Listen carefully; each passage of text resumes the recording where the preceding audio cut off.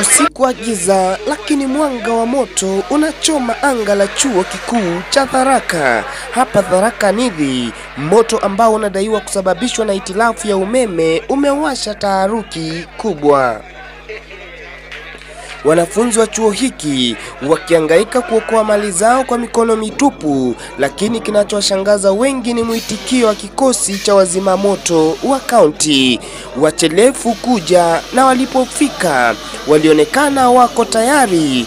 Juhudi zao hazikuonekana na hali ikabadilika haraka.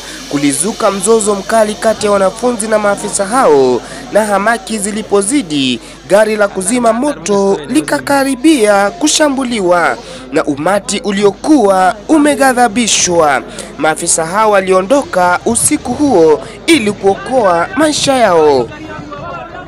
Madhara ni makubwa. Afisi za tehama, mitihani, afisi ya makamu wa chancellor na kituo cha vyombo vya habari vyote vimeteketea, mitambo ikiwa imebaki majivu.